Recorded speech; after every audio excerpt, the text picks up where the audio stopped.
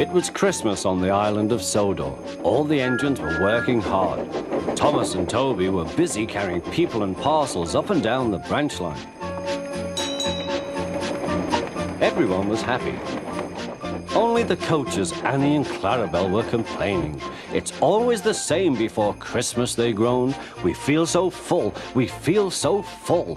Oh, come on, said Thomas. Where's your festive spirit? Christmas Day is almost here.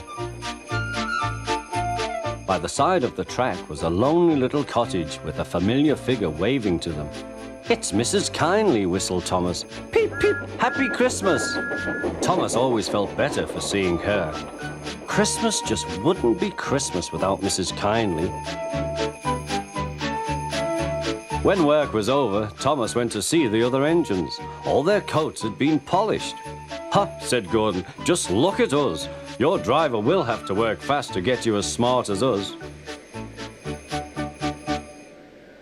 Never mind that, replied Thomas. I've something important to say. Do you realize it's a whole year since Mrs. Kindly saved us from a nasty accident?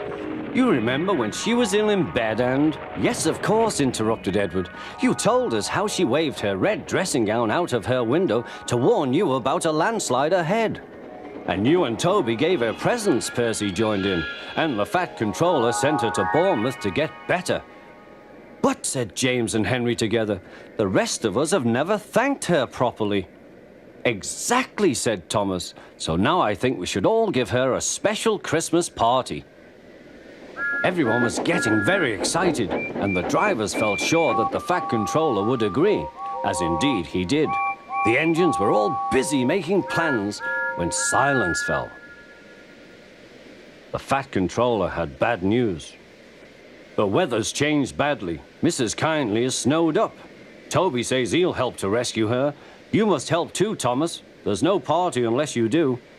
Thomas hated snow, but he said bravely, I'll try, sir. We must rescue her. We must. There's a good engine. You and Toby will manage splendidly. Thomas charged the snowdrifts fiercely.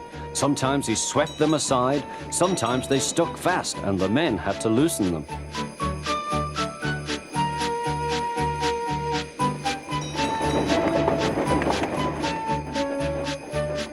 But at the cutting near the cottage, they could go no further. Look at that, exclaimed Thomas's fireman. Peep, peep, peep, here we are, whistled Thomas. An answering wave came from an upstairs window. Then they heard a familiar sound. That's Terence, said Thomas. He's come to help too. Sure enough, Terence had a snowplow and was working hard to clear a path to the railway line in safety. At long last, the rescue was complete. Percy took the tired workmen home. Terence said goodbye to Mrs. Kindly and promised to take care of her cottage as he watched them all set off. The engines made good time. No more snow had fallen, but the yard was dark. Thomas's heart sank. Suddenly, all the lights went on. What a marvelous sight awaited Mrs. Kindly. Well done, said the Fat Controller. I'm really proud of you all. Mrs. Kindly especially thanked the smaller engines. Thomas and Toby are old friends, she said. And now, Percy, you are my friend too. Percy was very pleased. 3 cheers for Mrs. Kindly, he called. Peep, peep, peep. They all whistled.